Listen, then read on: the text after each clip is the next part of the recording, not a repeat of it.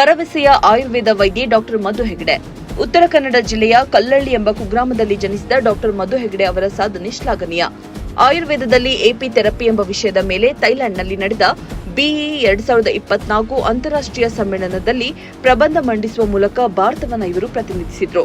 ನಾಟಿ ವೈದ್ಯರಾಗಿಯೂ ಹಾಗೂ ಮಾದರಿ ಜೇನು ಸಾಕಾಣಿಕೆದಾರರು ಆಗಿರುವ ತಂದೆ ಮಾರ್ಗದರ್ಶನದಲ್ಲಿ ಬೆಳೆದ ಇವರು ಬಾಲ್ಯದಿಂದಲೇ ಪ್ರಕೃತಿ ಮತ್ತು ಆಯುರ್ವೇದದತ್ತ ಆಕರ್ಷಿತರಾಗಿದ್ದರು. ಈಗ ಆಯುರ್ವೇದ ವೈದ್ಯರಾಗಿ ಜನಪ್ರಿಯರಾಗಿದ್ದಾರೆ. ಹಾಯ್ ಹಲೋ ಎಲ್ರಿಗೂ ನಮಸ್ಕಾರ. ವಿಶ್ವವಾಣಿ ಟಿವಿಗೆ ಸ್ವಾಗತ. ನಾನು ಚಿದಾನಂದ್ ರುದ್ರಾಪುರ್ಮಠ್. ನಾಡಿನ ಖ್ಯಾತ ಹೆಮ್ಮೆಯ ಪತ್ರಕರ್ತರಾದ ವಿಶ್ವೇಶ್ವರ್ ಭಟ್ ಸಾರಥ್ಯದ ವಿಶ್ವವಾಣಿ ಸಮೂಹದ ಲೋಕಧ್ವನಿ ಪತ್ರಿಕೆಯ ಲೋಕಧ್ವನಿ ಎಂಬ ಹೆಮ್ಮೆಯ ಸಾಧಕರು ಎಂಬ ಪ್ರಶಸ್ತಿಗೆ ಭಾಜನರಾಗಿರ್ತಕ್ಕಂತಹ ಒಬ್ಬ ವಿಶೇಷ ಅತಿಥಿ ನಮ್ಮ ಜೊತೆಗಿದ್ದಾರೆ. ಪ್ರಿಯ ವೀಕ್ಷಕರೇ, ಅವರು ಬೇರಾರೂ ಅಲ್ಲ, ಜೇನು ಸಾಕಾಣಿಕೆಯಲ್ಲಿ ಹೊಸ ಬದಲಾವಣೆಯನ್ನು ಕಂಡುಕೊಂಡು ನಾಡಿನಾದ್ಯಂತ ಇಡೀ ದೇಶಾದ್ಯಂತ ತಮ್ಮದೇ ಆಗಿರ್ತಕ್ಕಂತಹ ಛಾಪನ್ನು ಮೂಡಿಸಿರುವಂತಹ ಪ್ರಧಾನಿ ನರೇಂದ್ರ ಮೋದಿ ಅವರ ಬಹುನಿರೀಕ್ಷಿತ ಕಾರ್ಯಕ್ರಮ ಮನ್ ಕಿ ಬಾತ್ನಲ್ಲೂ ಕೂಡ ಇವರ ಜೇನು ಸಾಕಾಣಿಕೆಯ ಕೃಷಿ ಬಗ್ಗೆ ಅವರು ಕೂಡ ಪ್ರಸ್ತಾಪ ಮಾಡಿದ್ರು. ಅವರು ಬೇರಾರೂ ಅಲ್ಲ, ನಮ್ಮ ಉತ್ತರ ಕನ್ನಡ ಜಿಲ್ಲೆಯ ಶಿರಸಿಯ ಮಧುಕೇಶ್ವರ್ ಹೆಗಡೆ.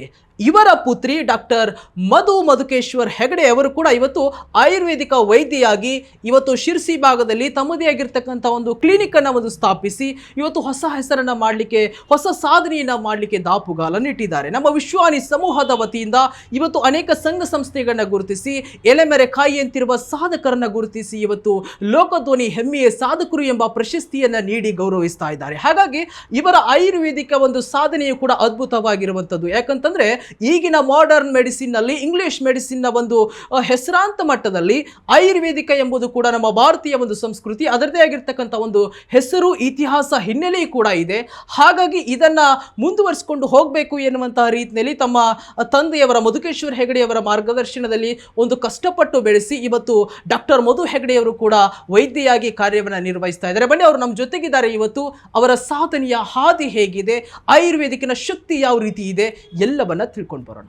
ಎಸ್ ಮ್ಯಾಮ್, ಕಾರ್ಯಕ್ರಮಕ್ಕೆ ಸ್ವಾಗತ ಆ್ಯಂಡ್ ಕಂಗ್ರ್ಯಾಚುಲೇಷನ್ಸ್ ಫಸ್ಟ್ಲಿ. ಯಾಕಂದರೆ ನಮ್ಮ ಲೋಕಧ್ವನಿ ಹೆಮ್ಮೆಯ ಸಾಧಕರು ಎಂಬ ಪ್ರಶಸ್ತಿಗೆ ತಾವು ಭಾಜನರಾಗಿದ್ದೀರಿ.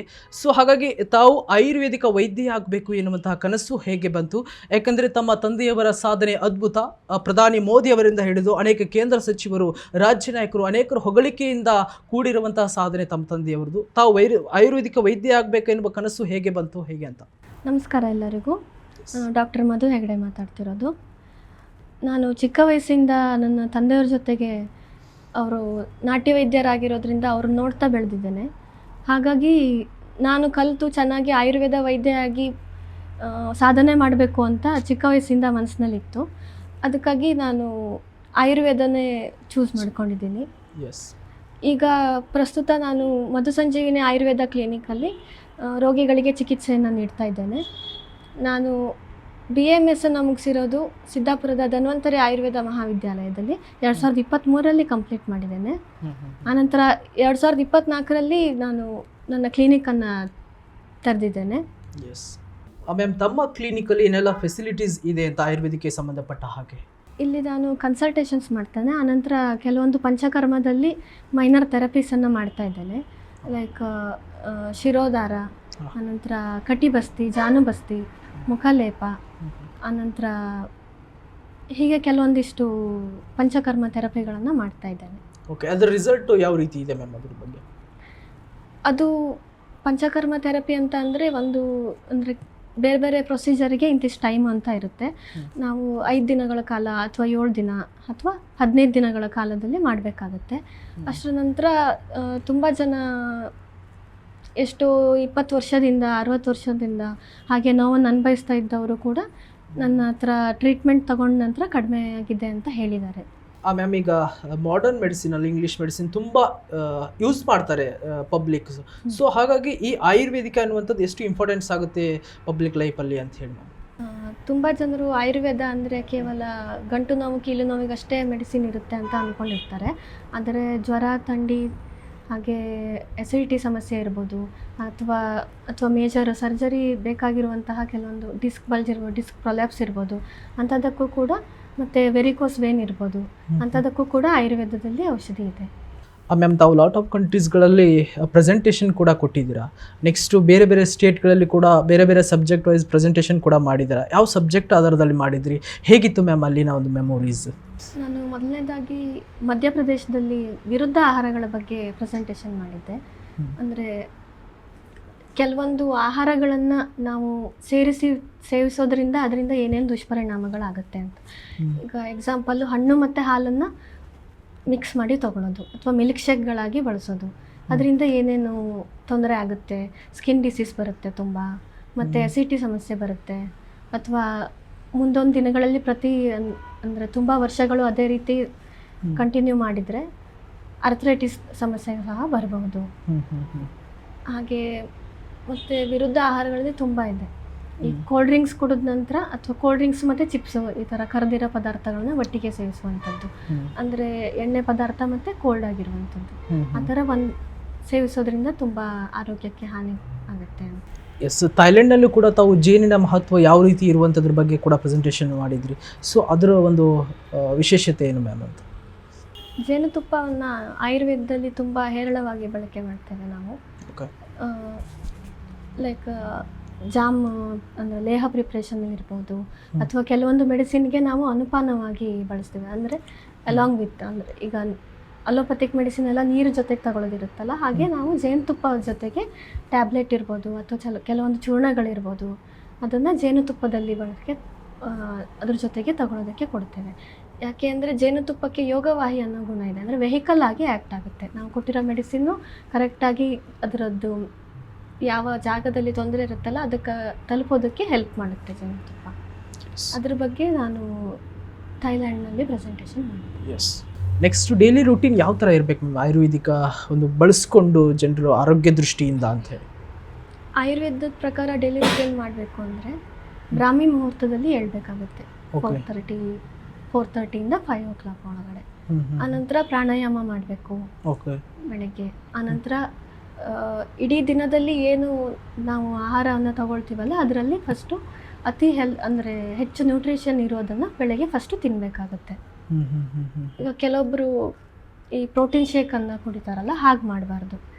ಅದನ್ನು ಸಪ್ರೇಟ್ ನೆನೆಸಿಟ್ಟು ಅಂದರೆ ಡ್ರೈ ಫ್ರೂಟ್ಸನ್ನು ತಿನ್ನಬೇಕಾಗುತ್ತೆ. ಹಾಲು ಜೊತೆಗೆ ಮಿಕ್ಸ್ ಮಾಡಿ ತಿನ್ನೋದು, ಅಥವಾ ಜಿಮ್ಮಿಗೆ ಹೋಗೋದು. ನೆಕ್ಸ್ಟು ಈಗ ತುಂಬಿದ ಹೊಟ್ಟೆಯಲ್ಲಿ ಎಕ್ಸಸೈಸ್ ಮಾಡಬಾರ್ದು ಅಂತ ಇದೆ ಆಯುರ್ವೇದದಲ್ಲಿ. ಅಂದರೆ ಕೆಲವೊಬ್ಬರದ್ದು ಡೈಲಿ ಹ್ಯಾಬಿಟ್ ಅದೇ ಇರುತ್ತೆ, ಏನಾದರೂ ತಿನ್ನೋದು ಆನಂತರ ಎಕ್ಸಸೈಸ್ ಮಾಡೋಕ್ಕೆ ಹೋಗೋದು. ಅದರಿಂದ ಜೀರ್ಣ ಕರೆಕ್ಟಾಗಿ ಆಗೋದಿಲ್ಲ. ಎಸ್, ಈಗ ತುಂಬಾ ಸಾರ್ವಜನಿಕರಲ್ಲಿ ಆರೋಗ್ಯ ಸಮಸ್ಯೆಯಲ್ಲಿ ಒಂದು ಪ್ರಮುಖವಾಗಿರುವಂಥದ್ದು ಮೇಡಮ್ ಬೊಜ್ಜು, ಮತ್ತೊಂದು ಮಂಡಿ ನೋವು. ಈ ಎರಡೂ ಸಮಸ್ಯೆ ತುಂಬ ಆಗ್ತಾ ಇದೆ ಈಗ ಪ್ರಸ್ತುತ ಕಾಲದಲ್ಲಿ. ಸೊ ಹಾಗಾಗಿ ಎರಡೂ ಸಮಸ್ಯೆಗೆ ಪರಿಹಾರ ಏನು ಅಂತ ಮ್ಯಾಮ್? ಆಯುರ್ವೇದದಲ್ಲಿ ಬೊಜ್ಜು ರೋಗ ಹೇಗೆ ಉಂಟಾಗುತ್ತದೆ ಅಂದರೆ ಕೇವಲ ಅವರು ಫಾಸ್ಟ್ ಫುಡ್ ತಿನ್ನೋದ್ರಿಂದ ಆ ಥರ ಅದೊಂದೇ ಕಾರಣ ಇರೋದಿಲ್ಲ.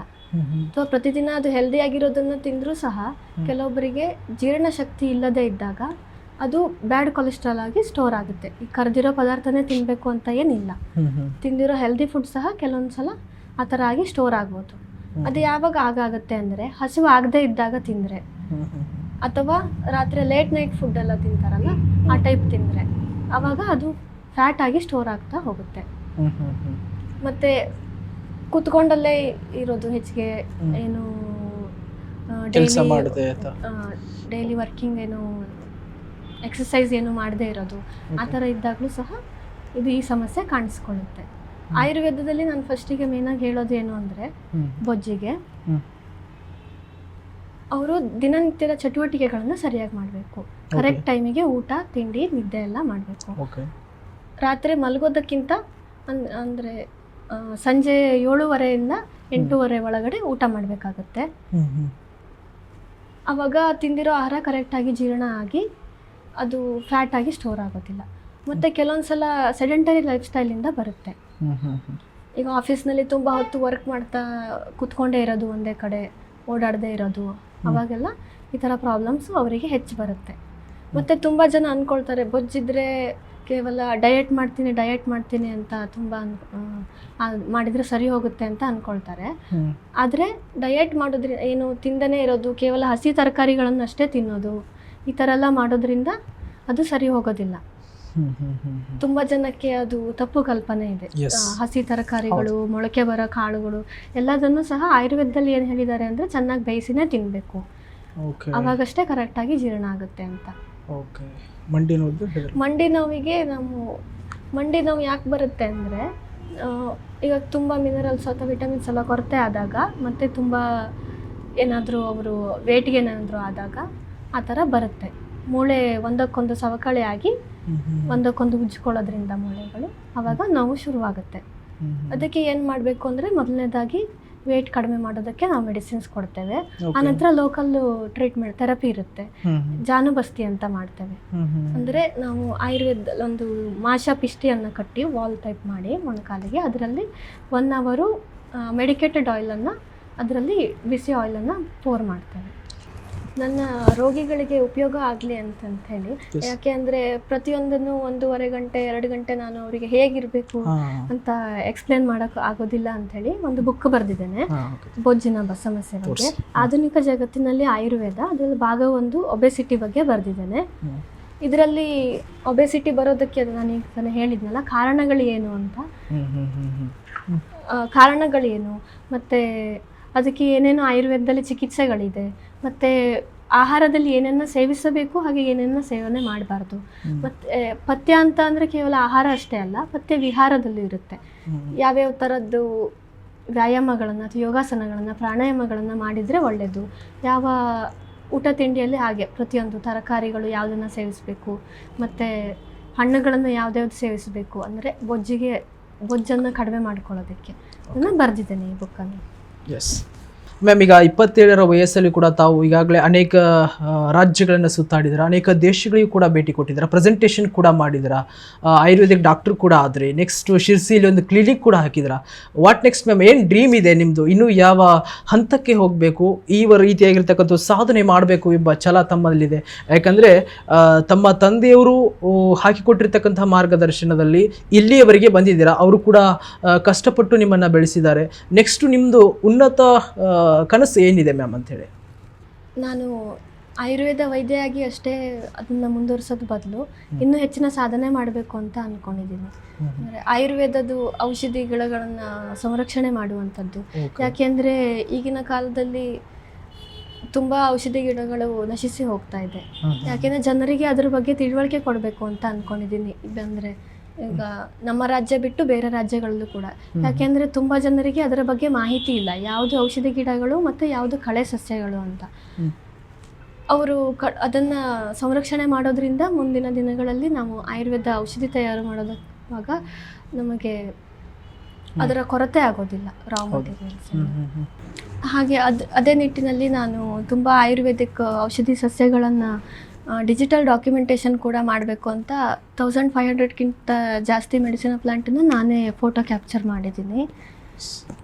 ಹಾಗೆ ಈಗ ಜಗತ್ತಿನೆಲ್ಲೆಡೆ ಕೂಡ ಆಯುರ್ವೇದದ ಬಗ್ಗೆ ಪರಿಚಯ ಪಡಿಸ್ಬೇಕು ಅಂತ ಅದಕ್ಕೆ ತುಂಬ ಇನ್ನೂ ರಿಸರ್ಚ್ ಮಾಡ್ತಾ ಇದ್ದೀನಿ. ಯಾಕೆಂದರೆ ಇಂಡಿಯಾಕ್ಕೆ ಅಷ್ಟೇ ಸೀಮಿತವಾಗಿರಬಾರ್ದು ಅಂತ ಆಯುರ್ವೇದ ಅಂತ ಅಂದರೆ. ಹಾಗೆ ಆಯುರ್ವೇದಿಕ್ ಪ್ರಾಡಕ್ಟ್ಸನ್ನು ನಾನೇ ತಯಾರು ಮಾಡಬೇಕು ಅನ್ನೋದ್ರಲ್ಲಿ ನನಗೆ ತುಂಬ ಇಂಟ್ರೆಸ್ಟ್ ಇದೆ.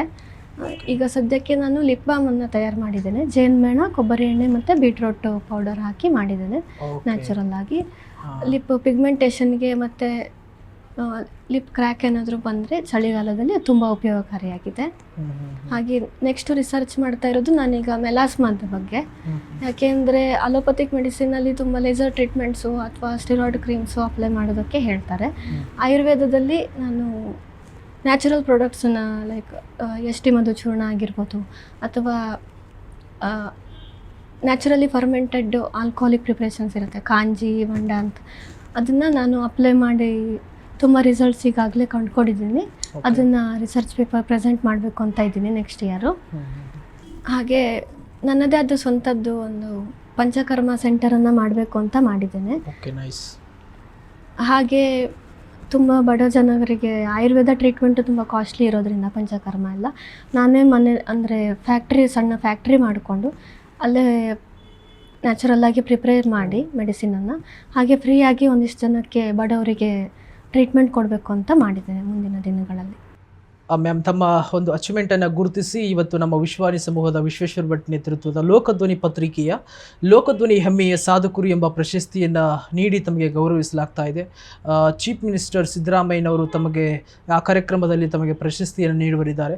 ಈ ಸಂತೋಷದ ಸಮಯದಲ್ಲಿ ಇಷ್ಟು ಸಣ್ಣ ವಯಸ್ಸಿನಲ್ಲಿ ಈ ರೀತಿಯಾಗಿರ್ತಕ್ಕಂಥ ಒಂದು ಪ್ರಶಸ್ತಿಯನ್ನು ತೆಗೆದುಕೊಳ್ತಾ ಇರುವುದು ಎಷ್ಟು ಸಂತೋಷ ಅನಿಸ್ತಾ ಇದೆ ಮೇಡಮ್ ಅಂತೇಳಿ? ಲೋಕಧ್ವನಿ ಹೆಮ್ಮೆಯ ಸಾಧಕರು ಪ್ರಶಸ್ತಿಯನ್ನು ನನಗೆ ನೀಡಿ ಗೌರವಿಸ್ತಾ ಇರೋದು ತುಂಬ ಹೆಮ್ಮೆಯ ವಿಷಯ. ವಿಶ್ವವಾಣಿ ಅವರಿಗೆ ಹಾಗೂ ಅವರ ಬಳಗಕ್ಕೆ ನಾನು ತುಂಬ ಧನ್ಯವಾದಗಳನ್ನು ಹೇಳ್ತೀನಿ. Yes ma'am, thank you so much. ಇಷ್ಟೊತ್ತು ನಮ್ಮ ಜೊತೆಗೆ ಮಾತನಾಡಿದ್ದಕ್ಕಾಗಿ. ತಮ್ಮ ಅಚೀವ್ಮೆಂಟ್ ಇನ್ನಷ್ಟು ಹೆಚ್ಚಿಸಲಿ, ತಮ್ಮ ತಂದೆಯವರ ಹೆಸರನ್ನು, ತಮ್ಮ ಹೆಸರು ಇನ್ನಷ್ಟು ರಾಜ್ಯಾದ್ಯಂತ ಬೆಳಗಲಿ. ತಮ್ಮ ಅವಾರ್ಡ್ ಸಿಕ್ಕಿರುವಂಥದ್ದಕ್ಕೆ ಮತ್ತೊಮ್ಮೆ ನಾವು ನಮ್ಮ ಲೋಕಧ್ವನಿಯಿಂದ, ನಮ್ಮ ವಿಶ್ವಾನಿ ಸಮೂಹದಿಂದ ತಮಗೆ congratulations ma'am. Thank you so much. ನಾನು ಮಧುಕೇಶ್ವರ ಹೆಗಡೆ ಅಂತೇಳಿ ಇಲ್ಲಿ ಸಿರ್ಸಿಯಿಂದ ಯಲ್ಲಾಪುರ ರೋಡಲ್ಲಿ ಕಲ್ಲಳ್ಳಿ ಮನೆ ಹೇಳ್ತಕ್ಕಂಥಲ್ಲಿ ನಾನು ವಾಸ ಮಾಡ್ತಾಯಿದ್ದೇನೆ.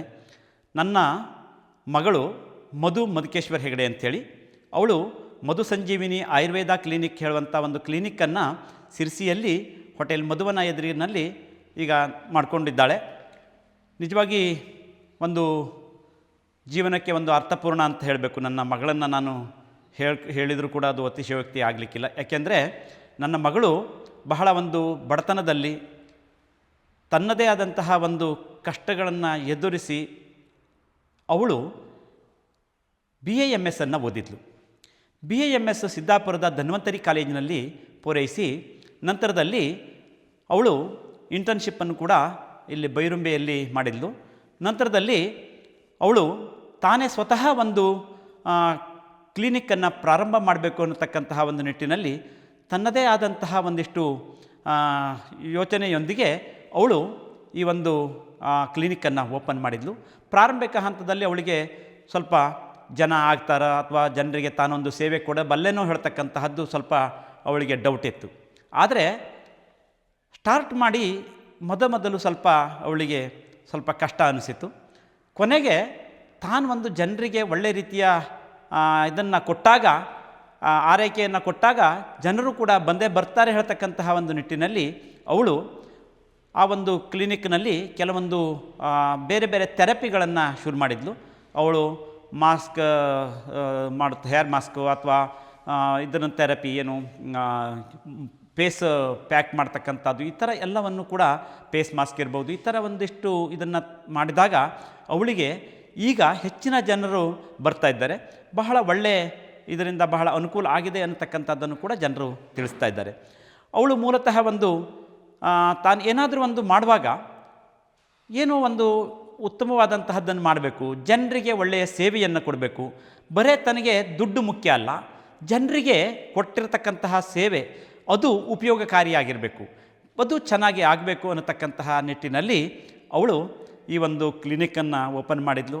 ನಿಜಕ್ಕೂ ಕೂಡ ಎಷ್ಟೋ ಜನ ನನಗೆ ಭೇಟಿಯಾದವರು ಹೇಳಿದರು, ಇಲ್ಲ ಭಾಳ ಚೆನ್ನಾಗಿ ಟ್ರೀಟ್ಮೆಂಟ್ ಆಗಿದೆ, ನಮಗೆ ಭಾಳ ಚೆನ್ನಾಗಾಗಿದೆ ಅನ್ನತಕ್ಕಂಥದ್ದನ್ನು ಕೂಡ ಜನರು ಬಂದವರು ಕೂಡ ಹೇಳ್ತಾ ಇದ್ದಾರೆ.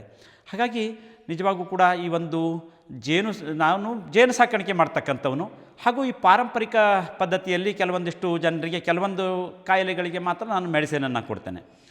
ನನ್ನ ಮಗಳು ಕೂಡ ಈ ಒಂದು BAMS ಮುಗಿಸಿ ಅವಳು ಇಷ್ಟೊಂದು ಮಟ್ಟಕ್ಕೆ ಬೆಳೀತಾಳೆ ಅನ್ನತಕ್ಕಂಥದ್ದು ನನಗೆ ಮೊದಲು ಅನಿಸಿರಲಿಲ್ಲ. ಆದರೆ ಇತ್ತೀಚಿನ ದಿನಗಳಲ್ಲಿ ನೋಡಿದಾಗ ನಿಜಕ್ಕೂ ಕೂಡ ನನ್ನ ಮಗಳ ಬಗ್ಗೆ ನನಗೆ ಬಹಳ ಒಂದು ಹೆಮ್ಮೆ ಅನ್ನಿಸ್ತದೆ. ಬಹಳ ಚೆನ್ನಾಗಿ ಇವಳು ಟ್ರೀಟ್ಮೆಂಟನ್ನು ಮಾಡ್ತಾಳೆ ಅಂಥೇಳಿ ಅವಳದ್ದೇ ಆದಂತಹ ಒಂದು ಐಡಿಯಾದಲ್ಲಿ ಅವಳು ಕ್ಲಿನಿಕ್ಕನ್ನು ಸಣ್ಣ ಪ್ರಮಾಣದಲ್ಲಿ ಮೊತ್ತದಲ್ಲಿ ಇನ್ವೆಸ್ಟ್ಮೆಂಟನ್ನು ಮಾಡಿ ಅವಳು ಅಲ್ಲಿ ತಯಾರಿಯನ್ನು ಮಾಡಿದ್ದಾಳೆ. ಇದರಿಂದ ಬೇರೆ ಬೇರೆ ರೋಗಗಳಿಗೆ ಎಷ್ಟೋ ಈ ಸ್ಕಿನ್ನಿಗೆ ಸಂಬಂಧಪಟ್ಟಂತೆ ಅವಳು ಬಹಳ ಚೆನ್ನಾಗಿ ಮುಖದ ಒಂದು ಕಾಂತಿಗೋಸ್ಕರ ಎಲ್ಲ ಟ್ರೀಟ್ಮೆಂಟನ್ನು ಮಾಡ್ತಾ ಇರೋದು ನನ್ನ ಗಮನಕ್ಕೆ ಬಂದಿದೆ. ನಿಜಕ್ಕೂ ಕೂಡ ನನ್ನ ಮಗಳು ಈ ಒಂದು ವೃತ್ತಿಯಲ್ಲಿ ಮುಂದುವರೆದು ಬಹಳ ಜನರಿಗೆ ಒಳ್ಳೆಯ ಸೇವೆಯನ್ನು ಕೊಡ್ತಾಳೆ ಅನ್ನತಕ್ಕಂತಹ ಮನೋಭಾವನೆ ನನಗಿದೆ. ಯಾಕೆಂದರೆ ಬರೀ ದುಡ್ಡಿಗೋಸ್ಕರ ಅಲ್ಲ, ಜನರಿಗೆ ಉತ್ತಮವಾದಂತಹ ಸೇವೆಯನ್ನು ಕೊಟ್ಟು ಅದರಿಂದ ಸ್ವಲ್ಪ ಒಂದಿಷ್ಟು ಬಂದಂತಹ ಹಣವನ್ನು ಇಟ್ಕೊಂಡು ಇನ್ನೂ ಹೆಚ್ಚಿನ ಜನರಿಗೆ ಸೇವೆ ಕೊಡ್ತಕ್ಕಂತಹ ಒಂದು ಆಶಯವನ್ನು ನನ್ನ ಮಗಳು ಹೊಂದಿದ್ದಾಳೆ. ಹಾಗಾಗಿ ಅವಳು ಮಾಡಿದಂತಹ ಕೆಲಸವನ್ನು ಅಚ್ಚುಕಟ್ಟಾಗಿ ಏನೇ ಇದ್ರೂ ಕೂಡ ಕೆಲಸವನ್ನು ಮಾಡುವಾಗ ಅಚ್ಚುಕಟ್ಟಾಗಿ ಮೊದಲಿನಿಂದಲೂ ಕೂಡ ಅವಳು ರೂಢಿಸ್ಕೊಂಡು ಬಂದಿದ್ದಾಳೆ. ಯಾವುದೇ ಈಗ ಒಂದು ಉದಾಹರಣೆಗೆ ಒಂದು ಲಿಪ್ ಬಾಮನ್ನು ತಯಾರು ಮಾಡಿದ್ಲು. ಅದನ್ನು ಯಾವ ರೀತಿಯಾಗಿ ಮಾಡಬೇಕು, ಎಷ್ಟು ಹೈಜೆನಿಕ್ ಆಗಿ ಮಾಡಬೇಕು, ಇದರ ಬಗ್ಗೆ ಬಹಳ ಒಂದು ನಾಲೆಜನ್ನು ಹೊಂದಿದ್ದಾಳವಳು. ನನಗೆ ಬಹಳ ಸಂತೋಷ ಅನಿಸ್ತದೆ. ನನ್ನ ಮಗಳು ಇಷ್ಟೊಂದು ರೀತಿಯಲ್ಲಿ ಅಂತಹ ಬಡತನದಲ್ಲಿ ಕಷ್ಟದ ಸಂದರ್ಭದಲ್ಲೂ ಕೂಡ ಹೆದರದೇನೆ ಓದನ್ನು ಮುಗಿಸಿ ಇವತ್ತು ಒಂದು ಆಯುರ್ವೇದಿಕ್ ಡಾಕ್ಟರ್ ಆಗಿ ನನ್ನ ಎದುರಿಗೆ ಕೂತಿದ್ದಾಳೆ ಅಂತಂದರೆ ನಿಜಕ್ಕೂ ಕೂಡ ಇದೊಂದು ದೇವರ ಒಂದು ಆಶೀರ್ವಾದ, ಹಿರಿಯರ ಆಶೀರ್ವಾದ ಅಂತಲೇ ಹೇಳ್ತೇನೆ ನಾನು. ಹಾಗೆಯೇ ನನಗೆ ನಮ್ಮ ಪ್ರಧಾನಿಗಳು ಆದಂತಹ ನರೇಂದ್ರ ಮೋದಿಯವರು ಕೂಡ ಈ ಒಂದು ನನ್ನ ಜೇನಿನ ಕೆಲಸಕ್ಕೆ ಮೆಚ್ಚುಗೆಯನ್ನು ವ್ಯಕ್ತಪಡಿಸಿದರು. ಹಾಗಾಗಿ ನನಗೆ ನನ್ನ ಮಗಳು ಕೂಡ ಇದರಲ್ಲಿ ಒಂದು ಮುಂದುವರೆದು ಒಳ್ಳೆಯ ರೀತಿಯಲ್ಲಿ ಈ ರೀತಿ ಒಂದು ಒಳ್ಳೆಯ ಒಂದು ದೇಶ ಮಟ್ಟದಲ್ಲೋ ಬೇರೆ ಬೇರೆ ದೇಶಗಳಲ್ಲೋ ಅವಳು ಒಂದು ಒಳ್ಳೆಯ ಹೆಸರನ್ನು ಮಾಡಬೇಕು ಹೇಳ್ತಕ್ಕಂಥ ಆಶಯ ಕೂಡ ನನಗಿದೆ. ಅವಳು ಮಾಡ್ತಾಳೆ ಅನ್ನೋತಕ್ಕಂತಹ ವಿಶ್ವಾಸ ಕೂಡ ನನಗೆ ಇದೆ. ನಿಜಕ್ಕೂ ಕೂಡ ಈ ವಿಶ್ವವಾಣಿಯ ಇವರ ಮುಖಾಂತರ ನಾನು ಒಂದು ಬೇರೆ ಬೇರೆ ಪ್ರೋಗ್ರಾಮ್ಗಳಿಗೆ ಹೋಗಿದ್ದೆ. ನಿಜಕ್ಕೂ ಕೂಡ ಇದು ಒಂದು ಅರ್ಥಪೂರ್ಣವಾದಂಥ ಪ್ರೋಗ್ರಾಮು.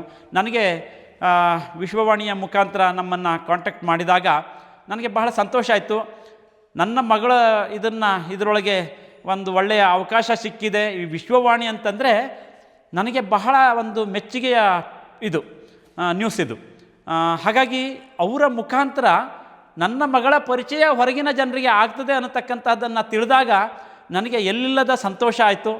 ಬಹಳ ಖುಷಿಯಿಂದ ನಾನು ಬರಮಾಡಿಕೊಂಡೆ. ನಿಜಕ್ಕೂ ಕೂಡ ವಿಶ್ವವಾಣಿಯ ಈ ಒಂದು ಕಾರ್ಯ ಶ್ಲಾಘನೀಯ.